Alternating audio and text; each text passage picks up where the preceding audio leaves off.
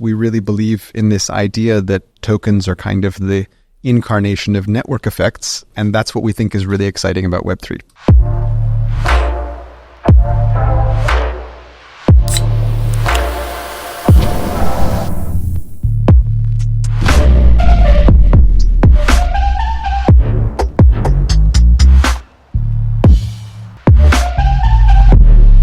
The House of Commons last week when you were talking about if something's tokenized, there can really be a swap between any token. And I think you don't often see, like, everything seems to be denominated in USDT, right? And that's probably quite limiting in terms of the potential for where tokenization can really go, given that tokens often share a standard. What do you think is the reason that hasn't been happening more? Like, why don't you see more token to token pairs?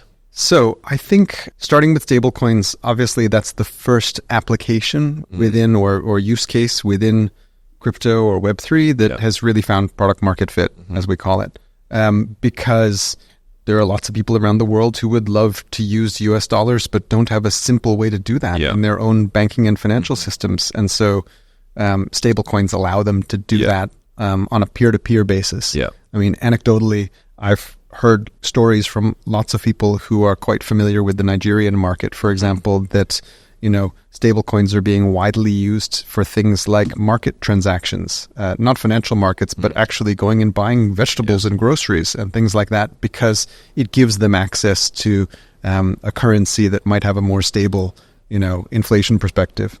I think that in our industry, we haven't seen so much interoperability. Number one, because it's hard, but number two, because the concept is so new to people, because we have been building software for the better part of 50 years in walled gardens, where a software application is thought of something that just stands alone as an island, and not just because it has technical limitations of doing that, but also because that's how we have a relationship with our customer base, because the idea is that we build this walled garden, bring our customers into it, and try to maintain them inside this walled garden and service them as long as possible. And as software moved from something that we paid for in advance to something that we consume as a service, the idea of walling that garden ever higher becomes more important. Yeah, I think it does seem like a safer bet to move into stablecoins. You know, there is like a degree of, I think,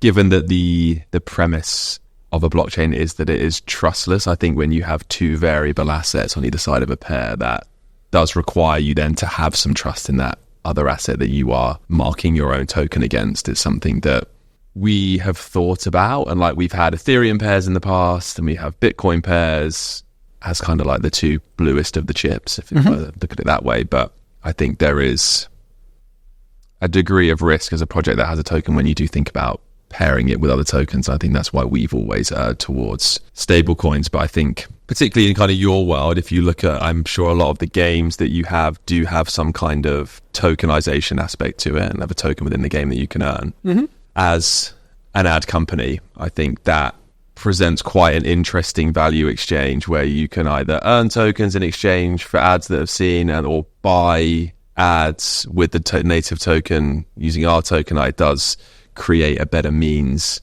of transacting more on chain, which I think solves a lot of issue on the monetization of apps, websites, TVs in general.